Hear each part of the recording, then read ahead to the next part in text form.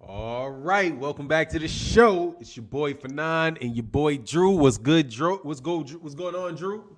This Chilling. fine morning, fine morning. It's a The morning beautiful ain't day. fair. What's Life up? ain't fair. It's a Hell no, I beautiful was gonna day. say this fair day, dog, but then Yeah. I fell into the RWS, so I was like, I can't do that. So what's hmm going on with you, Drew? So how are you feeling this morning when you woke up, man? I feel great. I feel great, man. I'm like rubber. Remember what Bruce Lee said? He said, "Be water. If you Yeah. put if you put water in the cup, it becomes the cup. You know, water is smooth, but it can crash. Be water. So you gotta be water. so you got to make sure that after you mess with somebody's moms, you bring your water so your teeth don't look funny, right?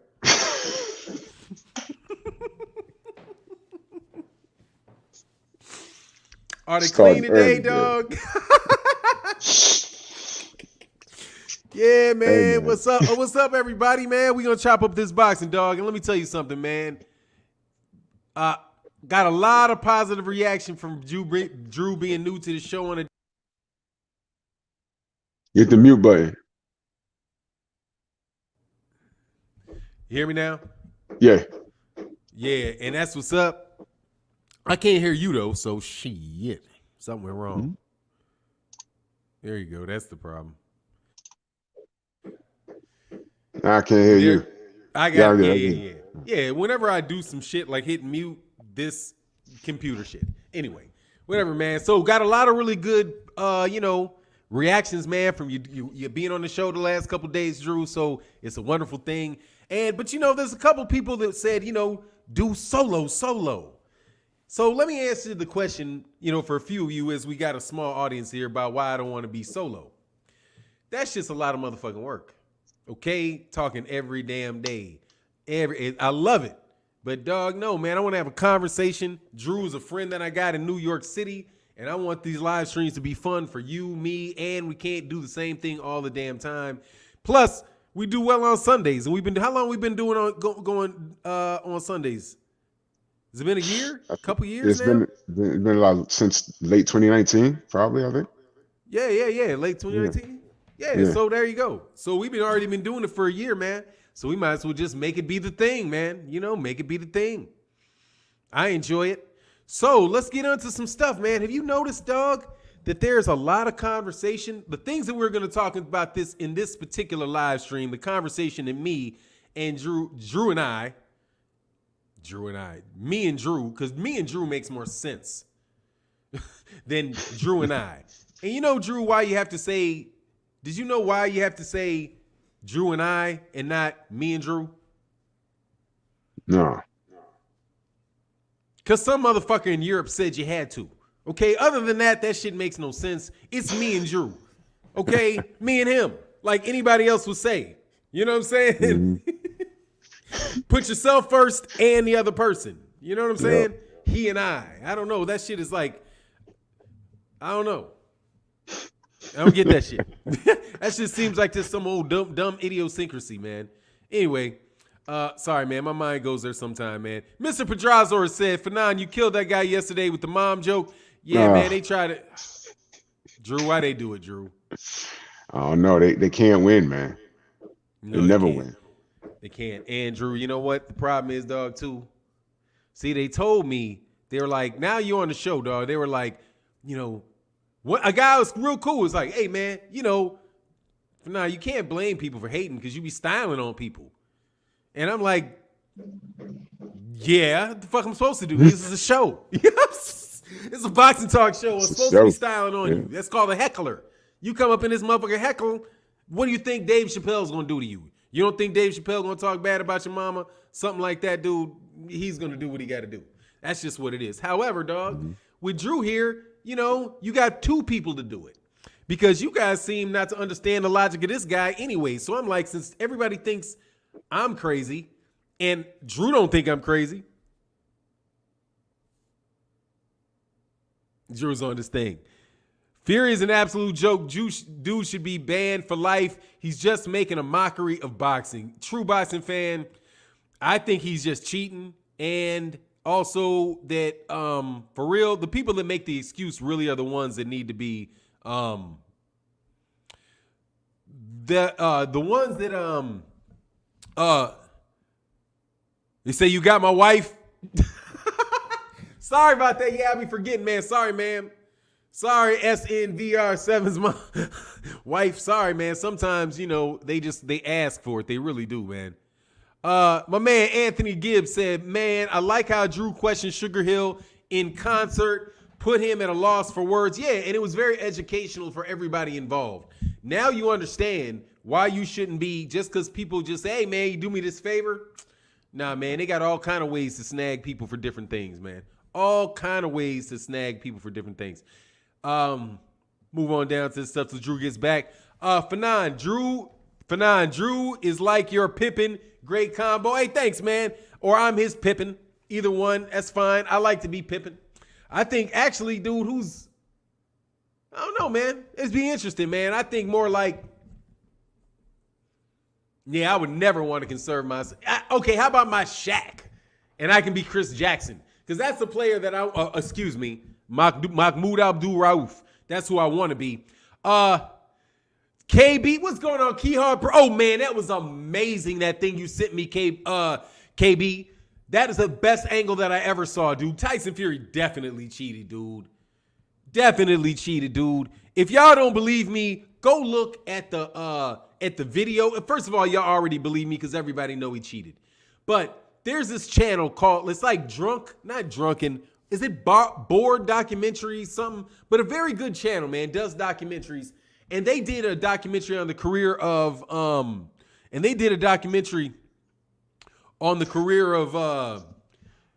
Deontay Wilder. And in the middle of it, around 20 minutes in, dude, you can clearly see that dude's fist in that glove, dog. And I'm talking about in the first fight where the glove flaps back because he tries to slap him. But Deontay Wilder gets on the inside of it and hits him with a right hand and knocks him back. But when he does it, it makes his hand slap back. Dude, that you can clearly see that he was trying to hit that dude with his knuckles. Because Deontay Wilder knocked him back and his hand was going to make contact, but then it fell back. Seriously, KB, that I never saw that angle. That's the most convincing angle that I've ever seen. It for real. It's almost as bad as the glove because it's a front angle, because it's an angle directly in front of Tyson, behind like the right ear, right behind the right ear of Deontay Wilder. The camera comes from that angle and goes forward. You can see, so you see from this angle, like you're looking at me, Tyson Fury throw a punch. This hand, the glove flops to the side. You see this. It flops to the side. You see this. Through the netting of the gloves, you see it. But it doesn't connect. He gets knocked back because Deontay Wilder came on the inside of it, came underneath it, and got him. No. He took that right hand underneath the left, hit Tyson Fury, knocked him back, and that hand that was extended, that fist is just frozen there, dog. I thought that picture was the only incident to that. No, it's throughout. It's all kind of angles. All kind of angles, man. Drew, you're back in the building. What's good with you, man? Yeah, sorry about that. Had to handle some business. Much love in that super chat. Yeah, but again, KB Whole Promotions, Productions. Wow, man. That angle that's in that, what's the name, man? I'm going to look on my phone, man. For real. It is bananas. It's on my Instagram, but wow, when he sent me that, I was like, yeah, it's the first fight, and I promise you, dog, I'm going to take enough time right here to find this. It's called Deontay Wilder, an original board film documentary. And it is at the 20-minute and 45-second mark. And it is an punch exchange directly from behind Deontay Wilder and Tyson Fury punching. And you clearly see his fist. You clearly see it. Clearly. You clearly see the glove move to the side. You clearly see his fist. In the first fight. But Deontay Wilder hits him, knocks him back, and the punch doesn't land. You just see the glove moving. But don't look at the glove.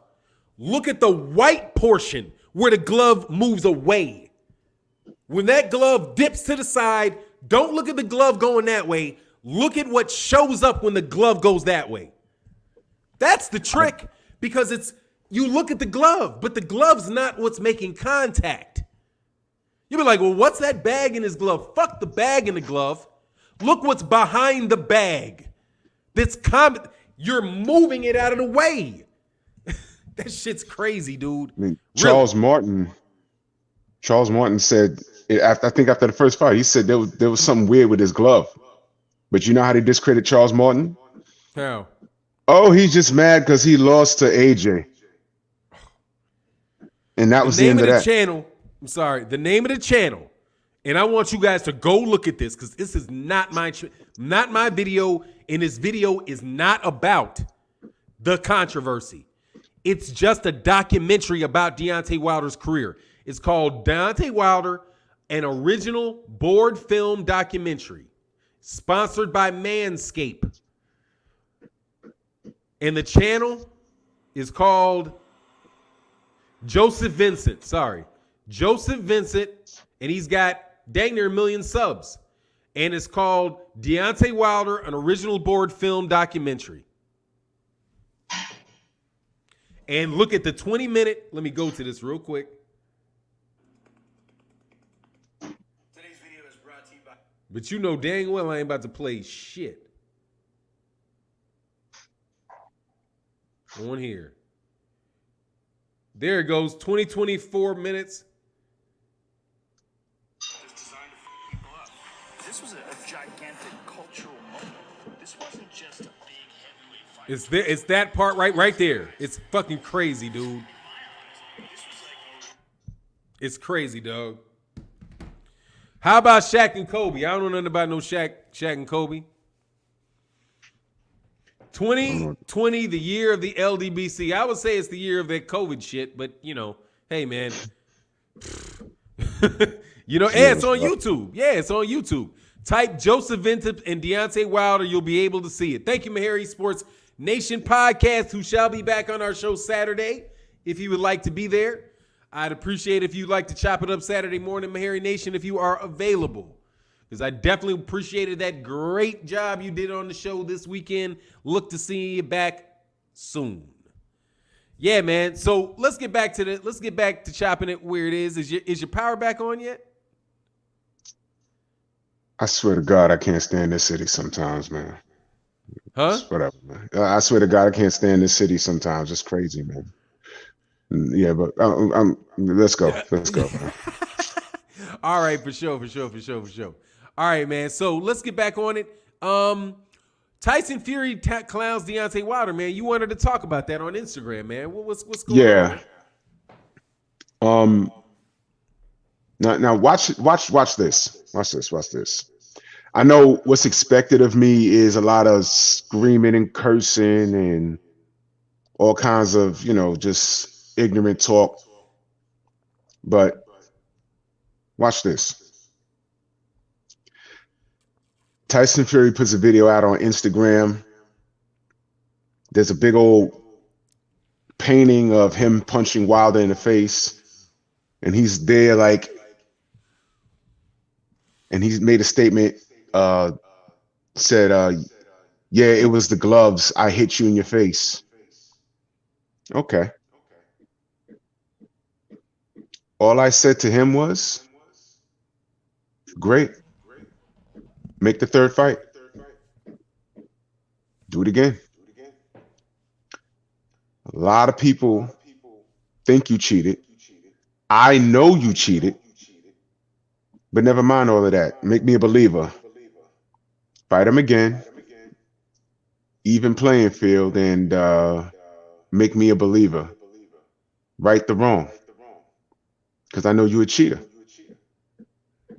and I haven't checked my gram this morning. You know, I doubt he's going to respond to me because he's a coward, and that's what cowards do. You know what Tyson Fury is right now is you ever had that dude in school that I mean he knows you'll fuck him up, but his bark is real big when the teacher's around. His bark is real big when there's an audience. But you know damn well if you see him on a Saturday, he's hauling ass. He don't want no parts of you. You know what I'm saying? You ever had a problem in the street or in a club? A lot of y'all gonna know what I'm talking about. And dude talking all loud so the cops gonna stop, knowing that y'all can handle y'all business right around the corner in that block.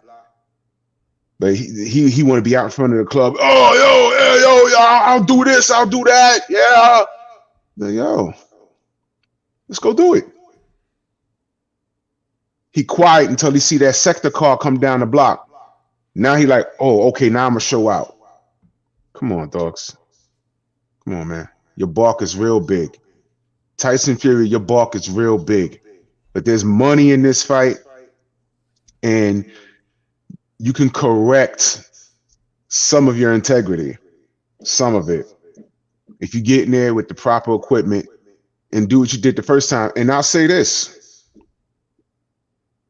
moving forward, if you don't fight Deontay, you better be knocking dents in everybody's head, because I'm going to be looking for it. Your glove from now on better be flopping in all your fights, because Sugar Hill taught you how to punch now, right? So that's what he taught you. Basically, that's what he's saying. Wrist shots. That's what he taught you. You know? Well, I'm sorry. Sugar just wrapped your hands. That's what he said. So, hey man, hey, yeah. You know I gotta disagree with you, man. Go ahead. That is not what Tyson Fury reminds me of, man. I think you're being very unfair to Tyson Fury, Drew. Definitely, dude. To say Tyson Fury is the type of dude that would run away from a fight, dog, is not true. Tyson Fury is like this kid that I used to fight a lot. He would just get his ass whooped and lie afterwards. That's the type of motherfucker he is. He's the type of motherfucker you just beat the fuck up and ain't nobody around, and he run around and just lie and say he won the fight. You're like, nigga, I just whooped your ass. I mean, what the fuck do I need to do? Kill you to prove it? You know what I'm saying? Like, dude, that's how motherfuckers would be. They would want to fight. But once you whoop them and ain't nobody around, they never say nothing. Because they ain't got enough manhood in them to say that they admit that they lost. And see, this is why I say Tyson Fury's like that. Because that cheating shit is because he didn't want to get knocked out.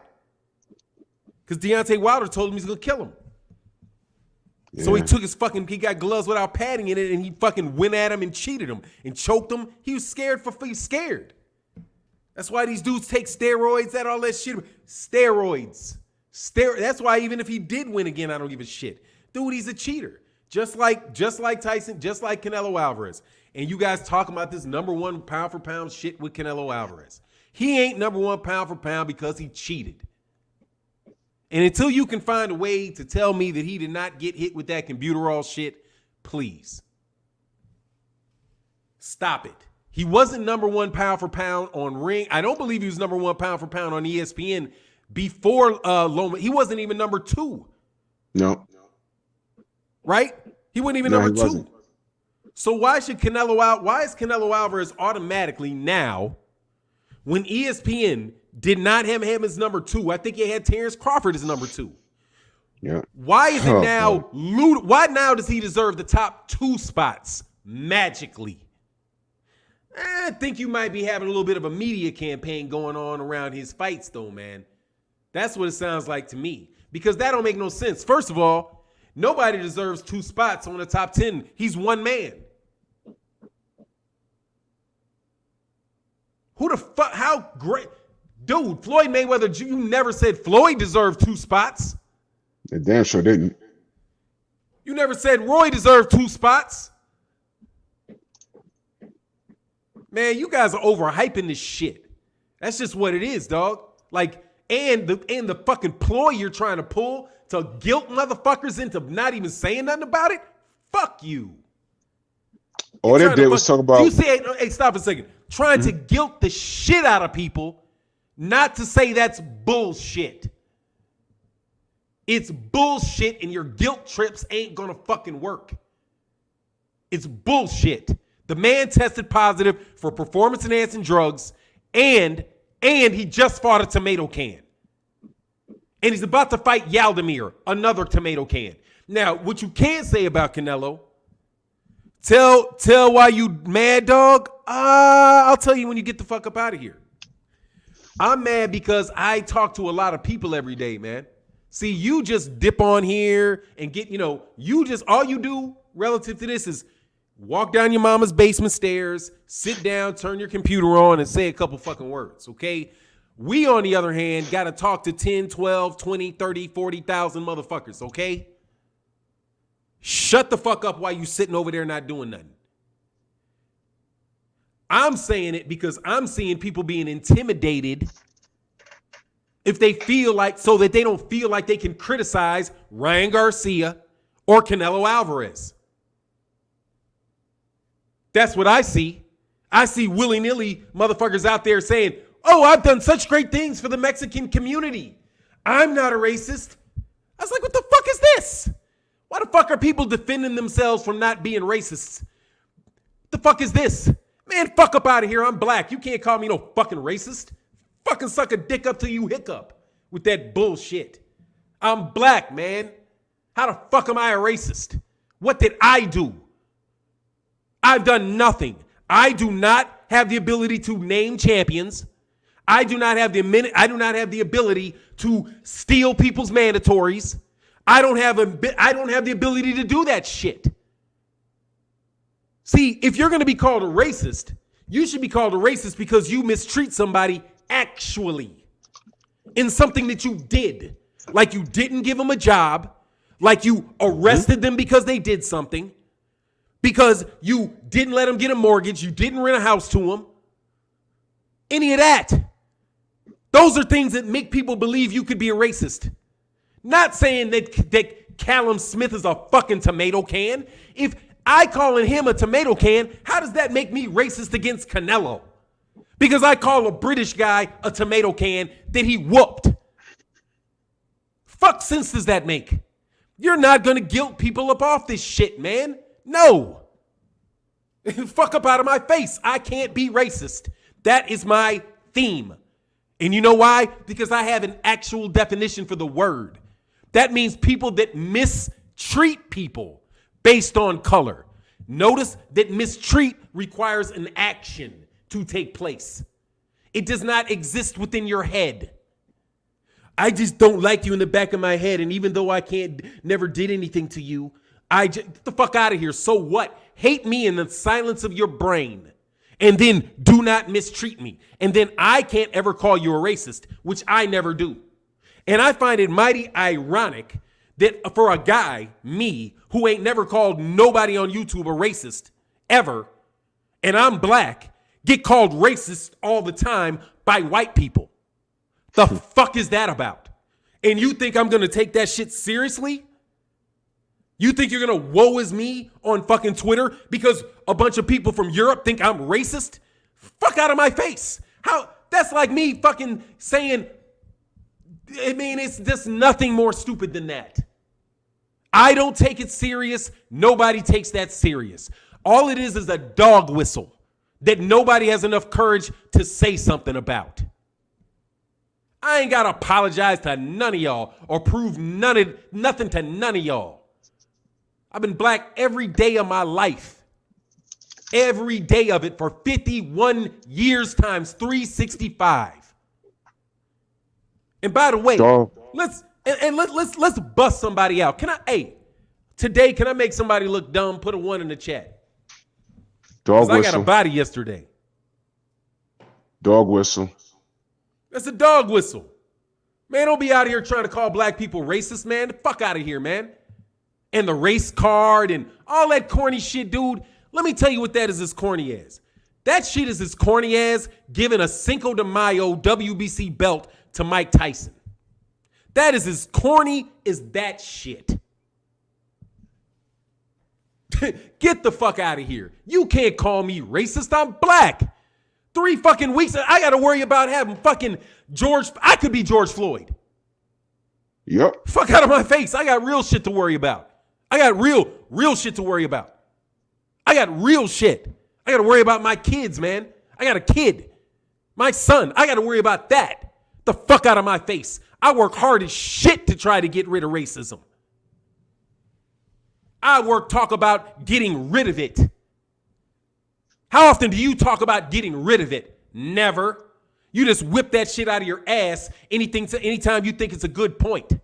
And ain't nobody buying that bullshit. I ain't looking for no sponsors. You can't drop my stock. I don't give a fuck what you think.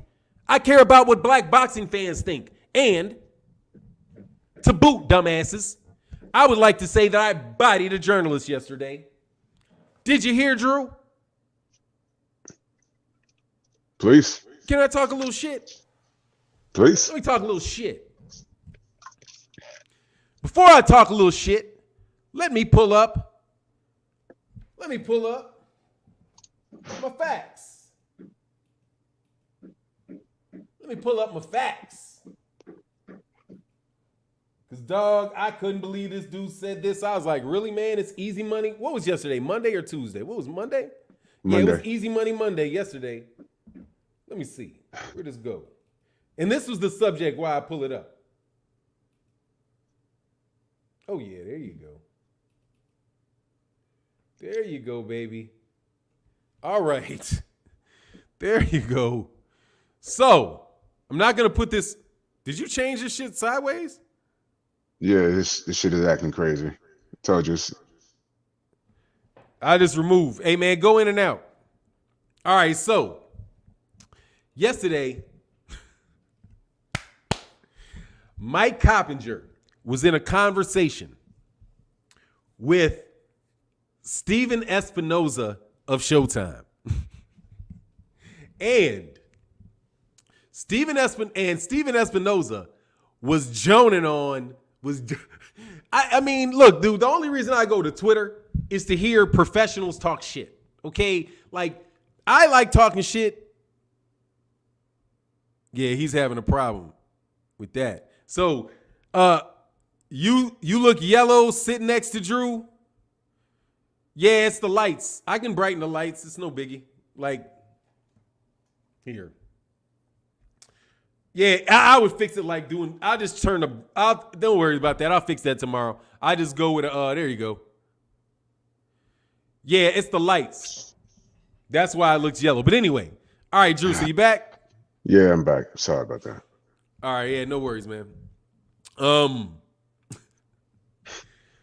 and they said I look yellow sitting next to Drew. That's what black people do sometimes, don't we? Yeah, we're in all shades. You know, I mean, there is a little truth to the yellowness difference, but there is the distinction in the lights too.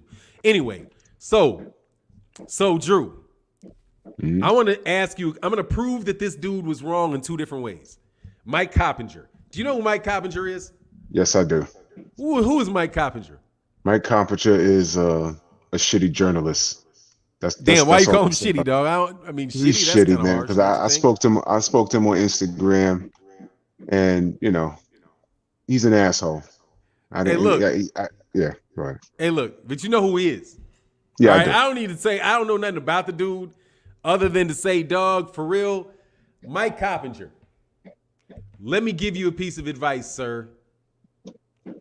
If a senior executive for a major network is telling you that he knows his demographics, don't try to go to a website, pull out some data from Nielsen, and then try to argue with him.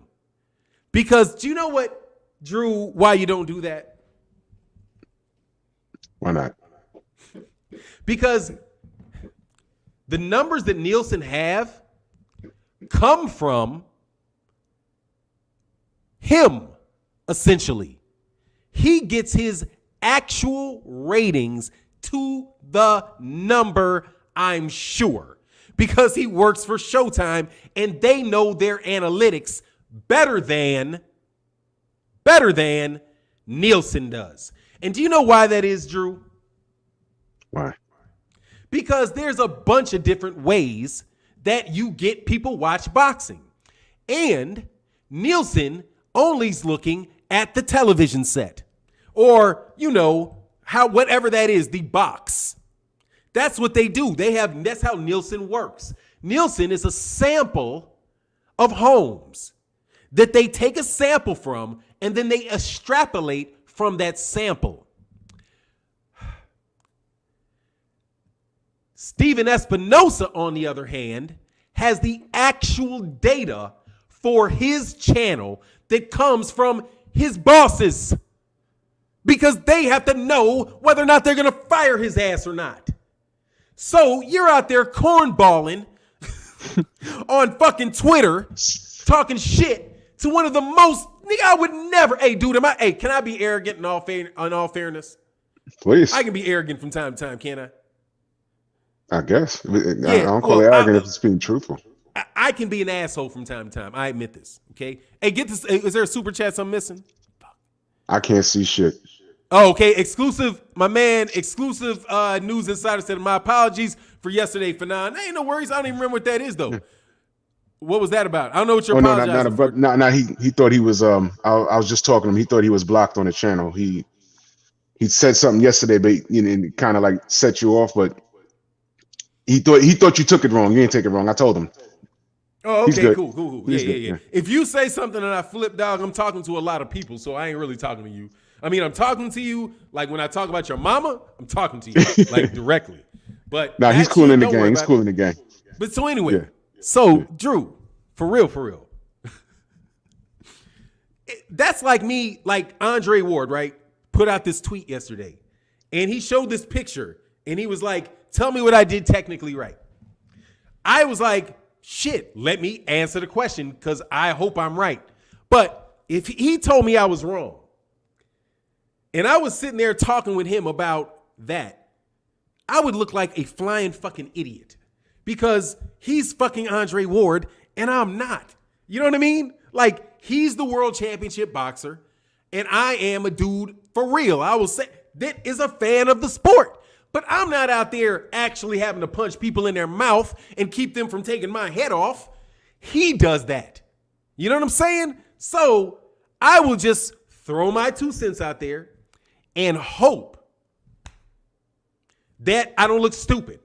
As a result, I look pretty damn good in my opinion because I got all 3 of his points and then a couple that I thought I saw. But regardless, if he would have responded, Fannon, you're a damn idiot. You missed everything. Shut up. And I took my chance that he would do that to me because I'm sure the guy don't like me. But it wound up being like, okay, cool. Mike Coppinger is doing that too in the same situation as me, but with Steven Espinosa.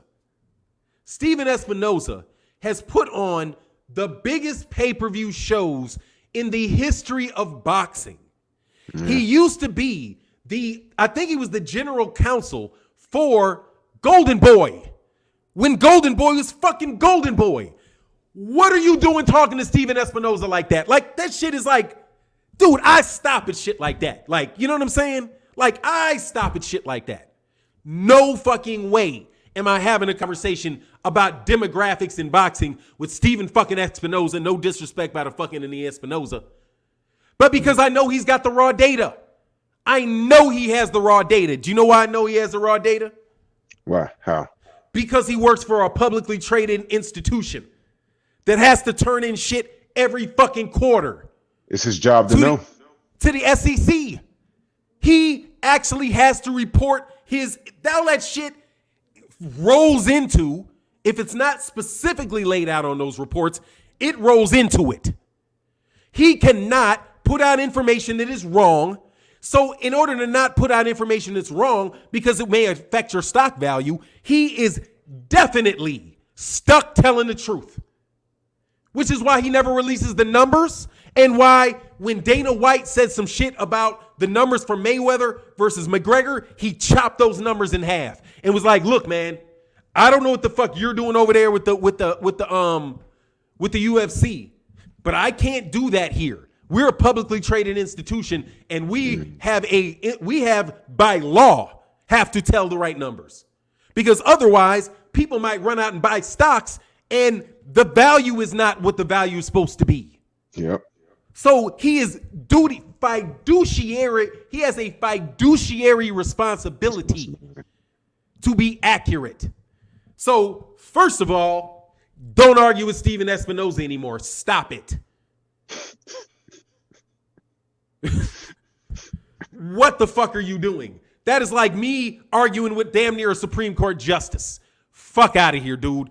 I can think I disagree, but I have to listen when they speak because I'm not on their level in that particular area. It's just what it is. That's how it operates. So, but let me tell you what I did. Do you know who Google is?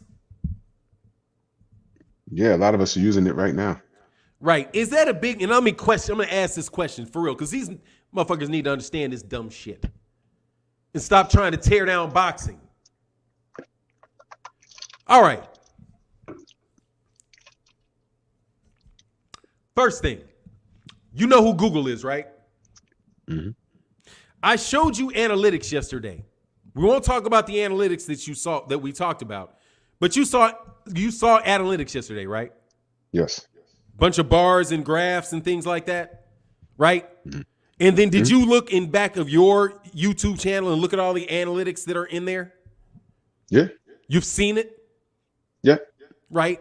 Anybody here can right now, who have to have a YouTube channel, go into their YouTube channel, go into their what's called studio, click analytics, go in analytics, look up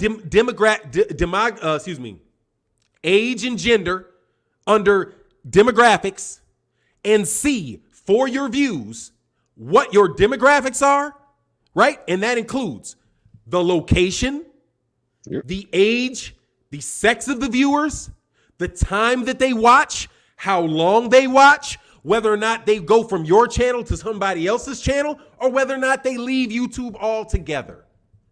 That, my friends, is called analytics. And I assure you, Mike Coppinger don't know shit about it. But you know, excuse me. Other than the ones that you have access to, like football analytics, like boxing analytics, like what's the record of the fighters, what is all of those analytics all those numbers we use to analyze a problem. That's what analytics is.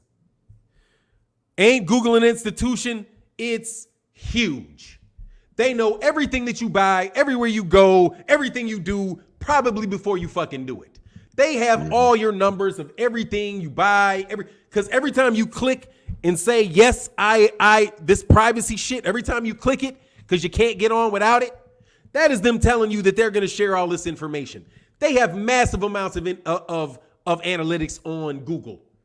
So I, who have a 50,000 viewer channel, you can verify that. Can somebody please, because I don't want to get called a liar. I don't like to be called cap. Oh, and by the way, Drew, do you know the word cap? Yeah. What does the word cap mean? As it pertains to how it's being used today? By young people. Who uses the word young people in this manner? In this manner. Let me be specific, because I need to make sure that I ask the questions that I'm not making shit up. Drew, what's the age range of people that use the word cap fluently? I would say 30 and below. 30 and below. Would you call that? Although I've used it. Okay, you've used it too. Are you older than 55 or younger than 55? Younger than 55. Thank you. So let's start with what Mike Coppinger said. Mike Coppinger told, because I went and cussed his ass out before I even realized that I didn't tell you what the fuck the stupidity was that he said. Because he tried to take a shot at boxing. Can I teach for a second? Do you mind, Drew? Please. He took a shot at boxing. I don't know why he took the shot at boxing. I could guess why he took a shot at boxing. But he took a big shot at boxing because he said that your audience skews old. That the reason why boxing is losing fans to the UFC, that it's losing fans to the UFC, and that's the explanation for the numbers. That boxing's poor numbers. ESPN's poor numbers, the Zone's poor numbers. You got to come up with a reason why there's bad numbers. So what they say is, well, boxing's dying. And how do they justify boxing dying? I got to give you the argument first so you know why he did the dumb shit. So they make the argument that boxing is getting older and the fans are dying out. And really that's why MMA is taking over, because it has a younger fan base. That's the argument that you hear all the time. And it is bullshit. Complete and utter bullshit. Bullshit. Demonstrably. What did he say? What is Stephen? And so Stephen Espinoza basically told Mike Coppinger, that's bullshit. And it's demonstrably untrue, which in legalese means you full of shit, man. Shut the fuck up with that bullshit. Let me tell you, that's what he would say if it was me. And I got on that bitch. Mike, shut the fuck up with that bullshit. Why you lying, dog? Boxing fans are not old. Stop acting like they're old. You're just selling your shit to the wrong people. And let me prove it to you. Now, give me a 1 if you understand what I'm about to explain. Did you understand, Drew? Totally. Hey, do you understand? Do you understand? In the audience, give me a 1 in the chat, rather. If he's a boxing insider, why is he disrespect? I'll explain why he's disrespecting boxing in a second. Right? I'll explain exactly why. I think people, not him, do that. They got to make an excuse up for the numbers I'm about to share with you. So, last month, you can verify this on Social Blade. Go ahead and do it. I had about 2 million views on YouTube last month. 2 million. That, my friend, is bigger than many ESPN boxing telecasts. Okay? That's how many I got last month. And I have demographics on that. And do you know who fought last month? And who I talked about last month? Everybody. Every big major fighter I make videos about. So I know what my demographic is. And I have my numbers. Now, before I go to my numbers, it wouldn't even been necessary for me to go to my numbers if I thought for 2 fucking seconds. Because I know that they call me an OG. Don't they call me an OG? Yeah, they do. Aren't I old? Don't I get called old all the fucking time? I do. I'm 51. I'm 4 years away from 55.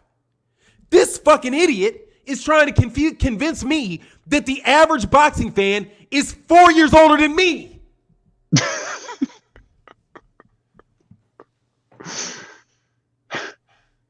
What the fuck are you talking about? I can't talk to half of my fucking subscribers because I don't listen to battle rap. What the fuck are you talking about? I am older. I'm 51. I'm not 55. He said the numbers screw 55 and above. He said they skew 55 and above. He's saying I'm young. I'm a young boxing fan. I am not a young boxing fan. I'm not. I'm old for a boxing fan. And I can explain why. What's my demographic viewer breakdown? 95.5% male to 45% female. 0.2% is 13 to 17. So very few people from 13 to 17. 18 to 24, under 24 years old is 5.9. 25 to 34, which is under 55, is 27. 35 to 24 is 31. 45 to 54 is 21. 55 to 64 is 10. And 65 and older is 5. Over 2 million views. I only had less than 15% of my viewers were older than 55. The vast majority of them were between the ages of 25 and 54. And even smaller than that, the largest group is between 25 and 44.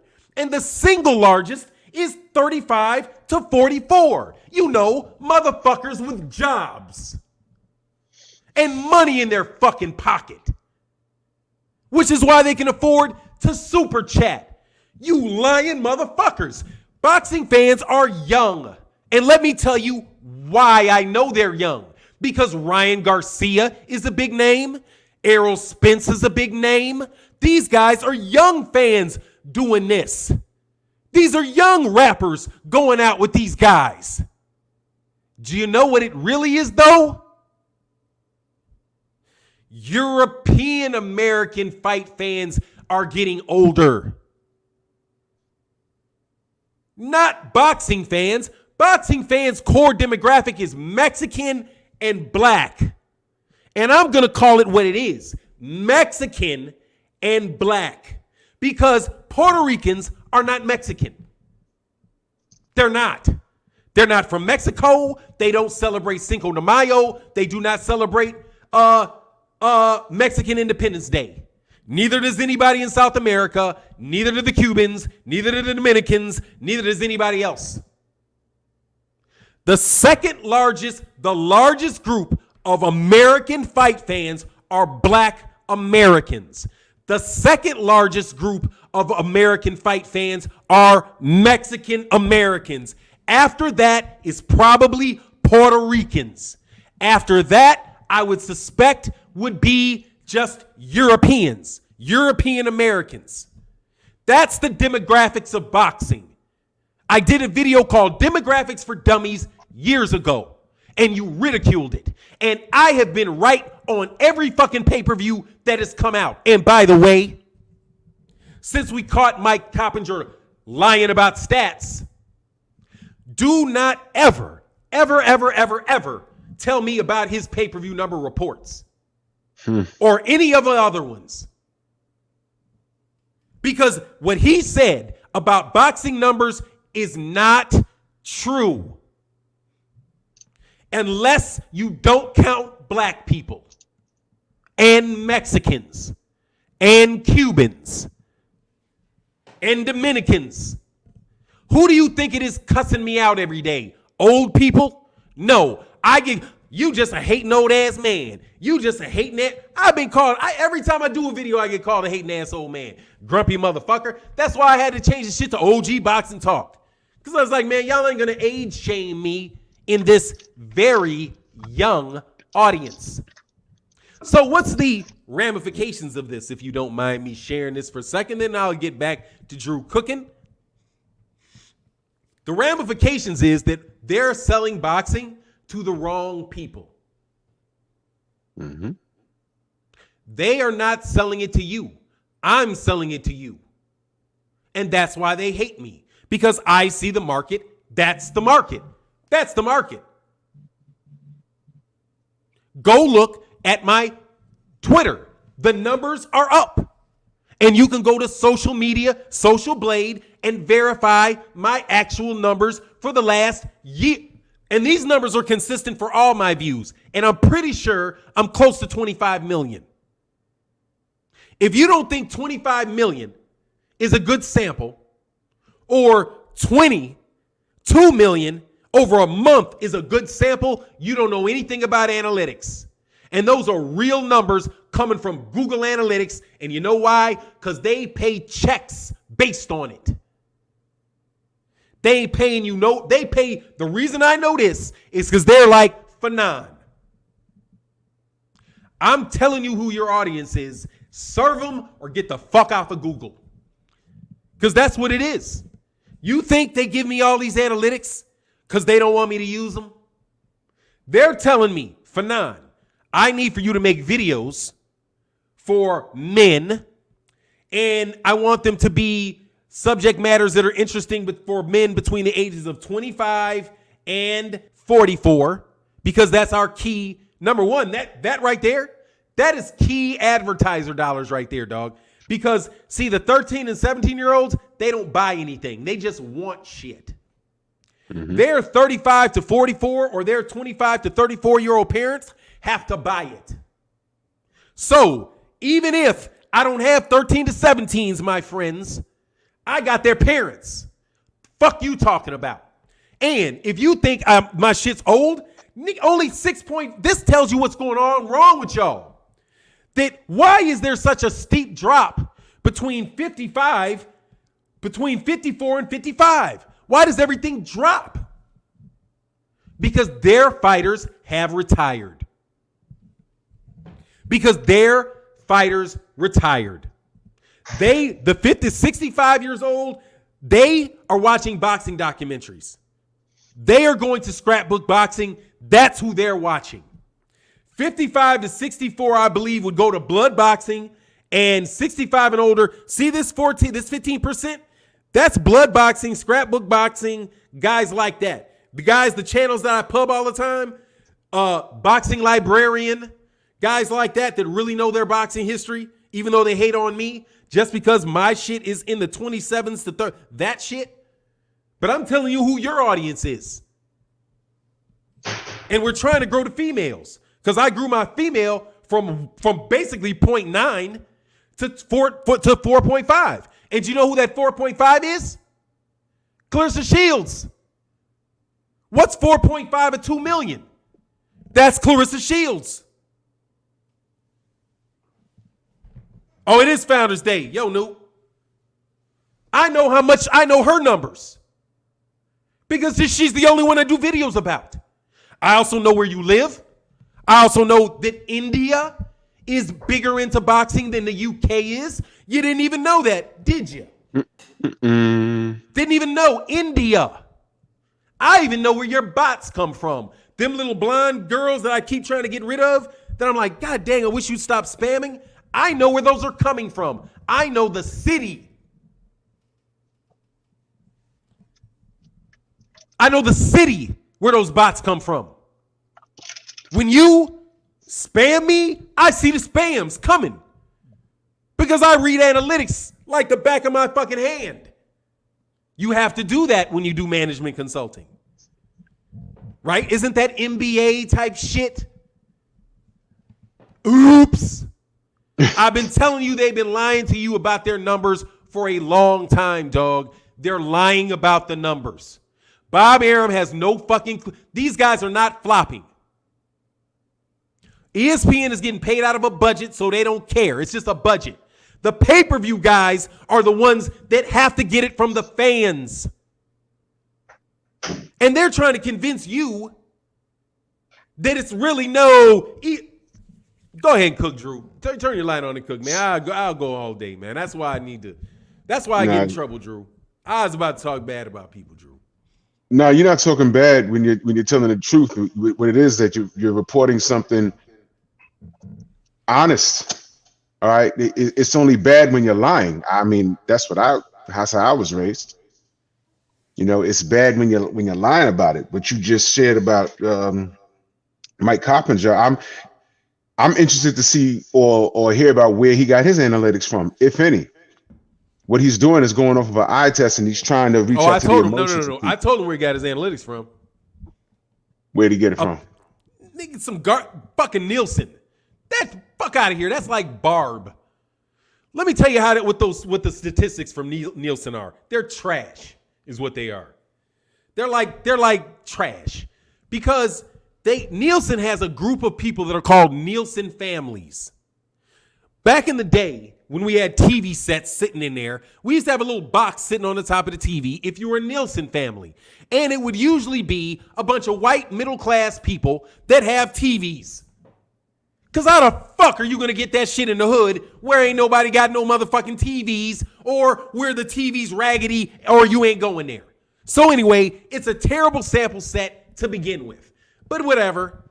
Nielsen. So Nielsen gives you these ratings. And the ratings are based off of what these families are watching at any given moment. A family of a small portion. Which doesn't that, and so when they do is, and now it's useful because it gives you a general idea, right? But it's got a huge margin for error. And this is the thing. Whenever you do estimates, there's a margin for error. So when somebody says, oh, it's 250,000 when they did it, dude, the shit ain't even in there. What's your margin for error? Whenever you hear somebody talk about polls in an election, you always hear margin of error. When the fuck have you ever heard Mike Coppinger, Bob Arum, or anybody else use the term margin of error? Never, so you know they're not being fucking serious. Okay, they're not giving you serious numbers like when somebody's saying, who do you think is going to win an election? They say the poll is 34.2 with a margin of error of 3.5, and that shit's under, and that means the election's over. Because margins of error under 4% never get overcome. That's statistics. That's numbers. Okay? So what Mike Coppinger is pointing to is some generalization from some antiquated system. And by antiquated, I mean old, like antiquity, like long ass fucking time ago, like fax machines, or people still use fax machines, but people still use pagers. Like fucking what? I mean, I guess people still use walkie-talkies. Maybe strings with cans connected to each other. You know, the original telephone. It's just a fucking string with cans. Like you invented some shit. Like fuck up out of here. Niggas was doing that shit a long ass time ago. Man, tie a motherfucking can together. Nigga, vibrations will change in a can. But anyway. On some fucking Telegram. There you go, some Telegram type shit. Some tit. What's that shit? Some motherfucking Morse code type shit. Morse code, yeah. No, Morse code is more accurate because that's the actual message. But do you know what Google pays off of? The actual numbers down to the person. And if they don't like the person and they think it's funny, they will erase it and not pay you and not charge the advertiser. And keep it pushing. Because the advertisers want to know exactly how many view times their shit was shown. And who, you think they're doing that for me? No. They're doing that for advertisers. Because on the other side of it, Google Analytics, the advertisers see it. And that's why they'll say, ooh, we like Fannon. I don't know what that nigga talking about. But he damn sure got a sweet spot for advertisers sitting right there. Woo-wee, we can show a lot of commercials to motherfuckers in with him. Like when they bought up all of Joe Rogan's shit. Woo, let me take all your shit. Yep. But you get my point. Mike Coppinger works for The Athletic. He doesn't even know his own analytics. He gets a paycheck.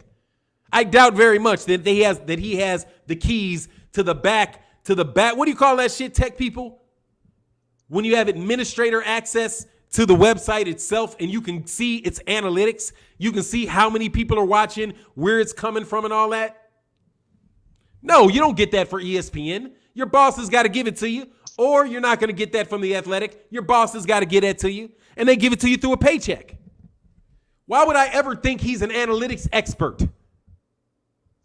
And I know Steven Espinoza keeps getting hired. He's a senior level executive in a publicly traded institution, which Bob Arum is not, which Eddie Hearn is not. Dude, Steven Espinoza has the same job John Skipper does. Not that he's paying the fucking bills. So it's like, what are you talking about, dog? Like, that's respect. I never met Steven Espinoza. Never met him. But god dog, man. I know he went to Stanford and I didn't. So shit. His LSAT was higher than mine. And he's older than me. And he's been working in boxing the whole damn time. Come on, man. Don't disrespect Steven like that, man. That's some bullshit, dog. And to make the argument that boxing's old so you can make an excuse for why you guys don't perform well. No, people just aren't interested in Lomachenko. They're not. You're trying to act like everybody's in love with Teofimo Lopez. They're not. Oh, can you please? Oh, yeah, Bruce goes for sure. He ain't blocked. Go ahead and cook, Drew. What do you think about that, man? Well, I Coppinger's credibility with me was ruined months ago. I had a brief conversation with him on Instagram. It was very, very brief, and it was about the Deontay Wilder situation. I actually questioned his patriotism. You said, should. And you should question all of their patriotism. Yeah, I did. I said, listen, there's no question that things that are floating around about Tyson Fury are very real. Are you guys not even gonna look into it, or what's going on? I have the conversation there, and he gave me some lame answer, and I asked him, are you guys at least going to force the third fight, because you guys are in a position of power, and the American champion just lost, and he said that he wants the third fight. Why are you not pushing that? It's good financially, and this is the American heavyweight champion that just lost. Are you pushing that? And I got no response. So where's your patriotism? MAGA, right? I mean, our American champion lost, right? So don't you want that get back? USA, USA. No, you don't want that. Bye, Miss American Pie. And that's you got who you want. That's what you got. You got who you want, and so that's fine. So you can't rely on media like Mike Coppinger and Steve Kim, because those are the people with the agenda. The agenda for them is to push whatever corporation they work for. See, the YouTubers, and I don't care. Well, let me be careful when I say this. A majority of the YouTubers, we don't work for anybody. This is just our opinion. But some of these YouTubers are bought. But I'm not. That's a whole nother conversation. They're bought and paid for. But guys like Mike Coppinger and Steve Kim, they are the ones with the agenda. All right. And when they're trying to, really think about this. They tried to tell us that Gennady Golovkin was on the same level, if not better, than Marvin Hagler. And people, when we respond to that and damn near take offense to that, as fans, we say, hold on, no. And especially us that lived through the era, we're like, no, don't do that. Don't tell us that. You see, and then we get accused of, oh, you're hating on white fighters from Europe. No, here's the deal. The media and some of you fans, you don't allow these guys to grow on us as fans. We don't like the fucking packaging. When Bob Arum told you that Vasyl Lomachenko was on the level of Muhammad Ali, if you didn't get offended, you're a jerk. As if we didn't see Sugar Ray Leonard and Pernell Whitaker before him and after Ali. Don't package him like that. And then he turned around and loses his second pro fight. And then when he's sitting in the audience on ESPN broadcast, they say, they show up his record and they have him as undefeated. First time they say, okay, it's a mistake, but they did it twice. I was like, what the fuck is this? And then when you say, okay, go run that back with Salido, they say, he was winning the second half of the fight. There's no need to run it back. Huh? Let me ask y'all a question. You want to see him run it back with Teofimo Lopez? Because he was turning it up on the second half of that fight. Is it worth it? I think so. But are y'all gonna force it? Who's gonna force it? I think I'd like to see it just because that's the type of fan I am. I think elite guys should fight at least twice. Granted, it's not a blowout. Done, dog. Hey, hold on. Let me get this. Hey, Lamont Gabriel, much love in that super chat. And my man Cedric Smith said, "Why fans fall for their favorite fighter, discrediting a fighter who fans want to see them fight, but then fight someone else who fit the description of the fighter they wanted to see." Duck, it's a duck. Yeah, absolutely, Cedric Smith. And this, I'll tell you what my take on that is. And to the guy that said, have I noticed any trends in the analytics? Yeah, I have. That boxing fans come in with the young fighters and they go out with the old fighters. So what I see when I look at these trends, where I see, okay, so my audience is 4.6. 4.6 is 65 years old, right? So let's just say let's just take the year 65 years old. When were these 65-year-old guys 35 years old? It's 30 years ago. It's 1990. See this 4.65%? And a good percentage of this 55 to 64? Those are Tommy Hearns fans. Those are Sugar Ray Leonard fans. Those are those guys. And see, because those guys that they liked are no longer fighting, they're no longer interested in the sport of boxing, so they leave. Then you have this 18 to 24, 5.9, because that's guys like Skywalker. What's that kid's name out of them young pros? So like some of those young kids that they bring on to barbershop conversation, has them on his channel, guys that you see that you don't necessarily know their names. See this 5.9? That's their fans that are coming in with them. And when I do a video about them, or I talk about them, or I talk to somebody about them, that's that. And also I think that 5.9% is probably related to Jaron Ennis. Probably Jaron Ennis, Virgil Ortiz, and who else do I do videos about?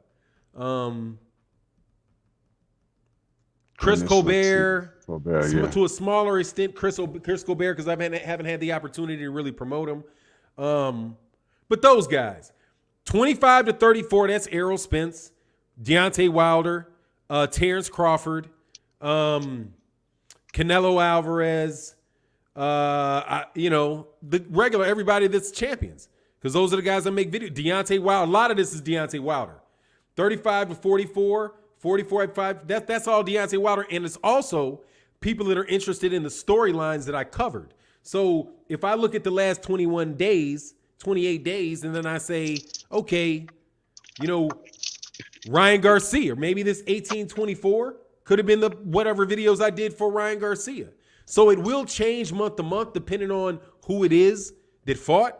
But the trend over the year remains the same. It doesn't really shift. I could look and see what matter of fact, fuck it. Why not? If I go, and I just do a lifetime instead.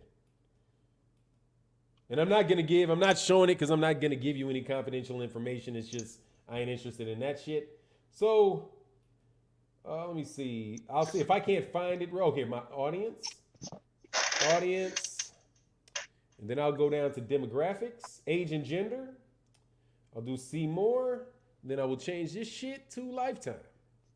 Lifetime, the graph is this. In lifetime, it is 3.6 lifetime to 96.4 for male to female. So like I said, I'm going up by pushing Clarissa Shields. And I've been pushing on Instagram, Jessica McCaskill and Clarissa, and Cecilia Breakus. So that's gone up. It's gone up over a percentage, at least for that month. It's isolated. 18 to 24 is 4.3. So it's a little lower. 26, 54. Yeah, everything is consistent. Nothing is off by more than a percentage except for my over lifetime. My 34 to 44 is a little bit higher, and my 25 to 44 is 34 is a little bit lower. but everything is consistent. Those are the boxing fans, and that's why I'm able to grow my channel. That's why the people that I have who are I wouldn't call them competitors, but people who are in the same thing as me are all a lot younger than me. You know, like everybody's a lot younger than me. Everybody with me in boxing, everybody quit boxing. Or they're ripping fighters off and they're sick of boxing because the people that are ripping fighters off, like for example, the guy that introduced me to Ludabella, he introduced me to several other people in the like the early 2000s, dude, and he's like, man, I stopped fucking with boxing, man. It's like, what? You were the biggest boxing fan I'd ever, like, you were huge. He's like into boxing. He's like, man, I got sick of that shit. You know what I mean? It's like none of the fights ever fucking happened. So they just get sick of it. So like Terrence Crawford fans are all on a path to just be sick of boxing. And see, that's what happens when you don't treat the fighters right. And you're not putting the best talent in there. Because the guys in Baltimore they're the fighters, the same black fight fans that should be really into like that were into Sugar Ray Leonard. Dude, those are the same people that are into Gervonta Davis. That's the same. I mean, it's the same. They come from the same area. They were trained in the amateurs in the same fight. I mean, they're just, come on, man.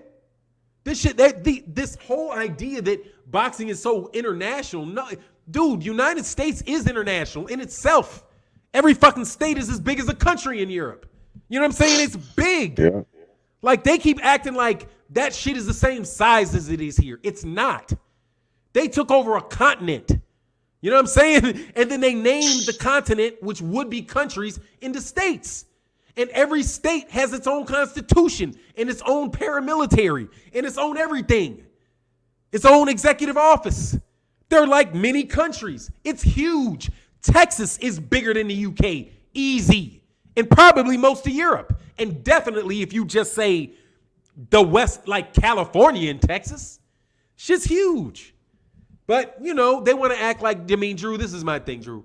They want to act like that boxing is just, it's this international thing and on the internet they can make it look like everything's the same size. Like, I could be standing on a TV screen right next to Hulk Hogan and you might think we're the same size.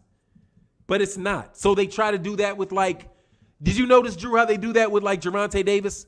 And how like, oh, absolutely, like Gervonta Davis and Teofimo Lopez, like for Teofimo Lopez, and this is racist of me, I assume, right? I have to assume this is what they think is racist, Drew. That I would say, no, Teofimo Lopez is not a bigger star than Gervonta Davis, not even close. It's not even close. Why would you say that, Fannon? Because Gervonta Davis has sold out 5 different arenas in 5 different cities. And he's a pay-per-view star. And Teofimo Lopez just had his first main event. Literally just had his first main event. How can he possibly be? Can somebody help me?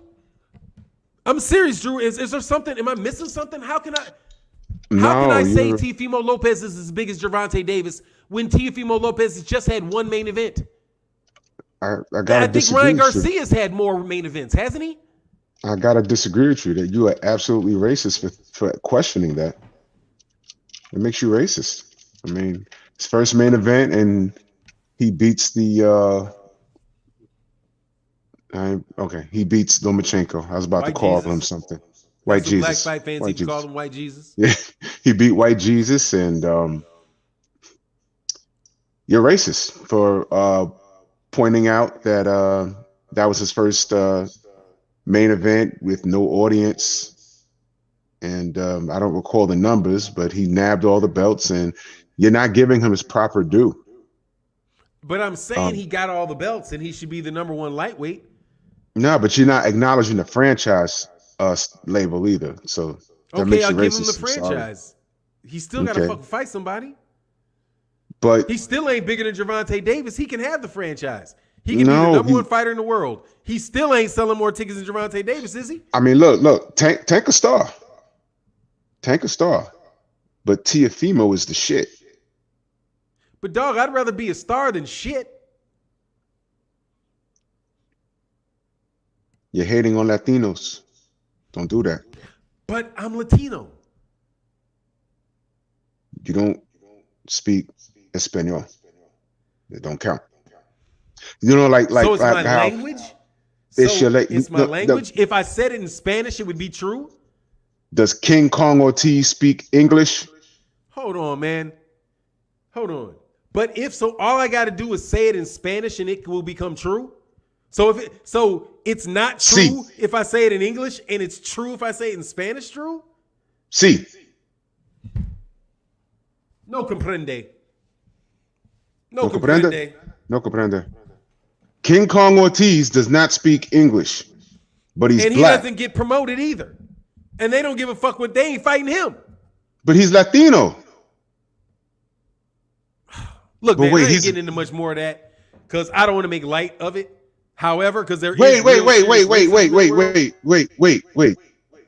What? Guillermo Rigondeaux. Yeah, what about him? I'm confused. He went to school with my brother. Don't we support him? Yes. But he's Latino. Obviously. He speaks Spanish and everything obviously. So what the fuck are we doing? It's confusing, isn't it? It's just confusing. He's blacker than night. I don't get it. Maybe they can go on BFTB and take that $6,000 he was offered to explain it. I don't get it. No, they won't. It's been a week. Sure? Because I could have sworn we had like $6,000 for somebody to explain that to BFTB and have him agree with them. Listen. Why didn't anybody take the $6,000? No one even wanted to make a fake account and try and do it themselves. Nobody even showed up to talk about it, dog. It was like crickets. The money was real. Theo Guy. Oh, let me get these super chats, man. That shit was very real. Very real. Mr. Shelton said, could you please unblock Bruce Goes? He is not blocked. Oh, you said everything. Oh, yeah, he's not blocked, by the way. He's not blocked. I just went and he's not blocked. I don't know why I looked and it doesn't come up. Lamont Gabriel, much love in that super chat. My guy, Cedric Smith said, oh, I saw that. Okay, we got these. Much love in it. Oh, there hasn't just been a lot of Theo Guyton, much love in that super chat. That's what I was looking for. Juan Vaughn said Gary Russell is the king. He's the longest ranging champion. Ryan Garcia just has good matchmakers and fight quitters. Oh, he got his dog. Did he quit? Who? Did Luke Campbell quit? No, that was a nice body shot. He ain't quit. I mean, but hold on. Gotta ask a question. Was that a good win? Getting knocked down and getting up and winning? I think so. It's a good win. He didn't get exposed for being garbage and all of that? No, he won being who he was. And what he is not on the level of a Teofimo Lopez, a Vasil Lomachenko, a Tank Davis, a Devin Haney, or a Nakatani. I don't think Ryan beats any of those guys. Well, let me ask you a question, though. Because my thing is just on the criticism, though. But it's a good fight, although he got knocked down. Yes. Right? And it was a good competitor, right? Didn't they say he was a really good competitor? Absolutely. Okay, now, I've been pretty pro Ryan, haven't I, in this regard? Absolutely. So I don't understand. Why, when Deontay Wilder got hit by Luis Ortiz in the first fight and rocked, and he then comes back and knocked Luis Ortiz out, a southpaw who's just like Luke Campbell is a southpaw, difficult, wiry fighter. He didn't even get knocked down. He comes back and knocks him out, spark out. And it was just Deontay getting exposed. Why wouldn't it? What's the thing? What's the difference? And isn't Luis Ortiz a much more dangerous puncher than Luke Campbell? Wouldn't that have meant that Ortiz have gotten exposed by losing and getting knocked out to a guy who allegedly had no skill and couldn't box? You could think of it that way. Got knocked out twice. You could definitely think that way about it. That's reasonable to think that, man. There's that word again. Reasonable. Ain't that a bitch? Mm-hmm. That's why I like you, dog. That's why I like your cop ass. I don't usually fuck around with cops, dog. Because once a cop, always a cop, dog. I know you slap the shit out of me behind the building. But anyway, but reasonable, that's very reasonable. Don't they have that term? And that should guide you, right? To be like, if it's reasonable, what's the problem? They don't know. Because you're not being unreasonable. I don't think so. I have another Sugar question. Hill, when you talk to Sugar Hill, did Sugar Hill say it was reasonable? He damn sure did. Listen. I didn't lead him in any direction. I asked very specific questions based off of the facts. Is it reasonable for people to think what they think? The answer is yes. So,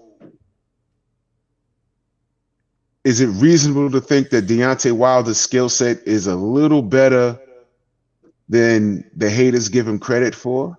Oh, yes. Being that he knocked out a southpaw, a 6'5", 240-pound southpaw that everyone avoided. That's not debatable. Everyone avoided him. Deontay Wilder not only fought him once, but fought him twice.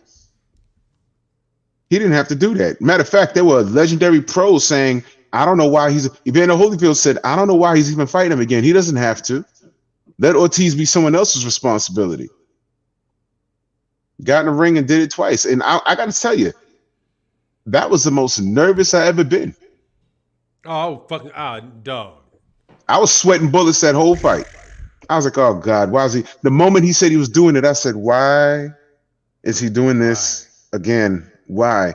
If anybody had a legitimate chance to beat him, it was King Kong Ortiz. I'm not counting Tyson Fury. That guy's a cheater. Dog, but what you saying there, though, Drew, to me, it's like you see that he went through what he did. Because he couldn't get Anthony Joshua. And these guys are these people in the UK with this bullshit story, or not the UK, because it's not the people in the UK, it's just the marketing agency for Matchroom. So Matchroom's out here trying to convince people that Deontay Wilder didn't want to fight Anthony Joshua for all of this money. But because he was just so desperate to get in there with the southpaw Luis Ortiz. It's like, come on, man. Like, even if you give, and that's the thing with racism. Now, I'm not going to say anybody's a racist in Matchroom because I don't know. And I'm, like I said, I'm not in the business of that. But when people are talking about racism, you're talking about really about mistreatment of people in some real way. And when you are out here trying to convince people that wins over Luis Ortiz don't mean anything, it's like you are totally divorced from boxing and really having legitimate fights. One of the saddest stories in the heavyweight division is Luis Ortiz. And the fact that Deontay Wilder did that for Luis Ortiz. Dude, Luis Ortiz didn't cheat Deontay Wilder. He got caught with that shit in the first one, came back, didn't get caught in the second shit. He didn't have no fucking loaded gloves. He didn't skin his gloves. There ain't no picture of Luis Ortiz with his knuckles showing. Luis Ortiz, who's a great fighter, got in there like a man, got hit, got knocked out. And quite honestly, his first fight wasn't much different than the Wilder Tyson Fury first fight. It's not much different, except for only difference was Tyson Fury got up. But the difference in the second fight was that the same Luis Ortiz showed up in the second fight with Deontay Wilder. But a completely different Tyson Fury showed up. One with no fucking padding in his gloves. Go ahead, Drew. Oh, I'm sorry. And my point was that that's the saddest thing of all of it. For me, is that Deontay Wilder has these guys, Matchroom Boxing and Top Rank, with these messages on top of him that are trying to make it look like, number one, anybody cares about Anthony Joshua and Tyson Fury, because they do not. If I do videos about Tyson Fury and Anthony Joshua, they flame out, burn out, and are gone. And guess what? So do everybody else's, because I go look at their videos. And the only ones that seem to do well are the ones that got like 200,000 views. And I am thoroughly convinced they are bought. Because it's easier to buy 200,000 views than it is to 2,000. Because Sky doesn't care about ads. They can buy all the shit that they want. They just buy the shit up and there's 1 billion people watch this shit. Fuck out of my face, man. I've got real hour-by-hour analytics for boxing, every major boxing event for the last 4 years. And if I wanted to, I could get duplicate just the analytics. I could say, excuse me, Boxing Ego, can you go to this tab, pull up this tab. The tab is called, go to analytics. After you go to analytics, go to audience. When you go to audience, slide down to where you see age and gender. Click see more. Go to the upper left-hand corner where it says last 28 days. Click that. Go down to where it says lifetime. Hit lifetime. Then you will see what your analytics are for every year you've done, for every video you've ever had. And your numbers will be the same as mine, because those are the boxing analytics. And guess who has them? The LDBC in fucking spades. I got the analytics in spades, homie. So I want to let y'all know that I do believe that Mike Coppinger shit was a body. Can I get a 1 in this chat if you believe that I bodied Mike Coppinger by pointing out that he is full of shit, or by using Nielsen ratings to argue with Steven Espinoza #1. But then I not then use common sense to show you that none of y'all are over 55. There ain't about 30 people in here over 55. And we got 700 people in the building. That's real, actual numbers. Okay? And I can give you the numbers of this video when we're done. StreamYard will give them to me. YouTube will give them to me. And I can tell you exactly how many people and what the demographic was and age that watched this show. Can I get justice for Guillermo Rigondeaux? It's 2021. We see these ones, dog. I can't see a damn thing. I got you, thing. Mike. You don't see them? Oh, you can't. Hey, Mike, I got you. It. I think the audience says I got you. Because Steven Espinoza would not respond to my tweet, my assist. And I didn't think he would. But I was like, hey, man, here you go, Stevie. It is demonstrably untrue. Let me demonstrate it for you. But what were you talking about, dog, before as we wrap it up, dog? Oh, and much love in the super chat to my man, Hard Body Jatimo. Damn, that shit disappeared like a motherfucker. Where'd it go?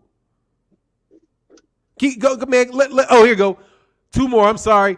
John Juan Vaughn said, looking back at Garcia, last few wins seem to be a trend. Yeah, I think he's getting better, dude. I think he looked really good in that fight. My personal opinion.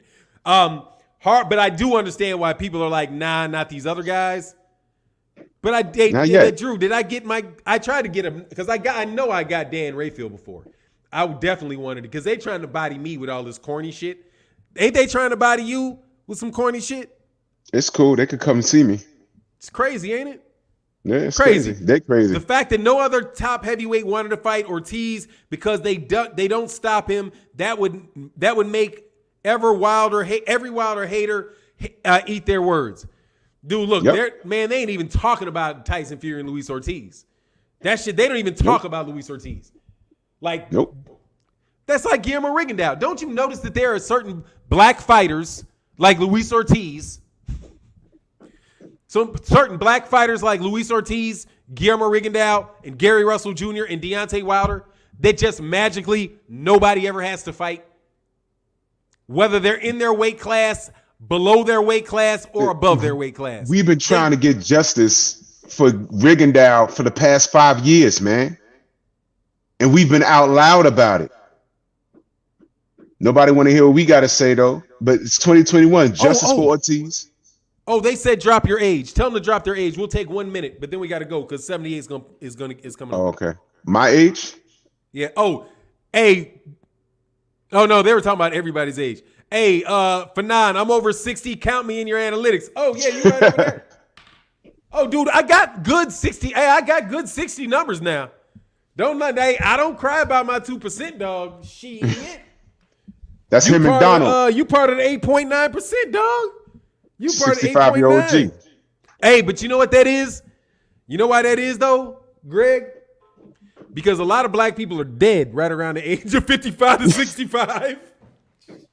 That's right around the age niggas start dying, too. Okay? Oh, man, Black Album said I'm 19. That's what's up. 15, put me in the limit. There you go. You're in the 0.1% that's growing. The young group is, but I try to make my shit. You ain't even supposed to be on here, boy. Get up out of here. You 50, we cussing in here, man. You ain't supposed to be in here. This ain't made for you, homie.